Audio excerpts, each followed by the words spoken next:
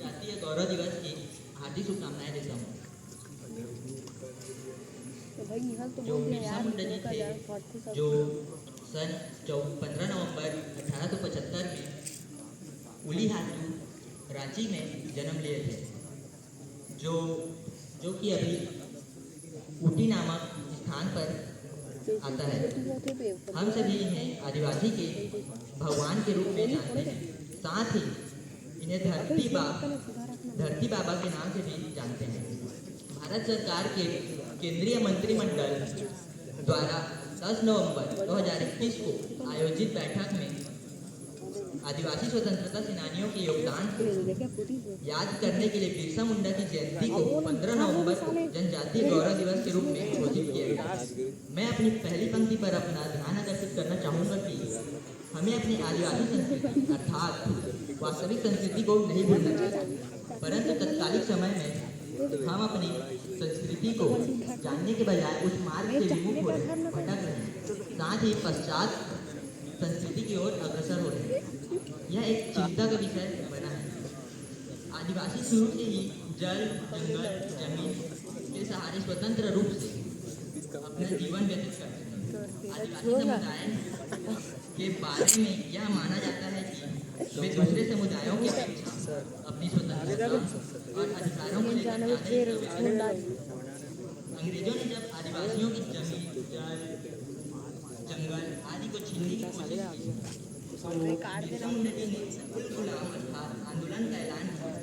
उन्होंने अंग्रेजों अपने देश वापस जाओ का नारा देकर उल गुलाम का नेतृत्व किया। बिरसा मुंडा जी ने इन लक्ष्यों को प्राप्त करने की कोशिश की। इस आंदोलन में जल, जंगल, जमीन और संसाधनों की रक्षा, नारी की सुरक्षा और तीसरा था समाज की संस्कृति की मर्यादा को बनाए रखना। खास बात यह है कि जो उस समय जो आंदोलन हो रहे थे उसमें केवल जमीन को बचाना ही था। सन 1994 में सभी मुंडाओं को संगठित कर बिरसा मुंडा ने अंग्रेजों से लगान माफी के लिए आंदोलन चलाया। 1995 में उन्हें गिरफ्तार कर हजारीबाग केंद्रीय कारावास में 2 साल के कारावास की सजा दी गई। जेल से छूटने के बाद बिरसा मुंडा जी ने अपना संघर्ष तीर कमान के साथ जारी रखा और अंग्रेज को हर बार अपने प्रयास में सफल हुआ। जब उन्हें इस बात का एहसास हुआ कि इसे सीधे रूप से हम पकड़ नहीं सकते, तो उन्होंने 5 रुपए का लालच देकर और कुछ लोगों ने घाट में सोते हुए बिरसा मुंडा को बांधकर अंग्रेजों के साथ सौंप दिया और उन पर झूठा मुकदमा चलाकर जेल में रखा गया। और उसी दौरान जेल में धीमे जहर देकर उनकी मृत्यु कर दी और लोगों को यह बताया गया कि उनकी मौत हैजन के कारण हुआ।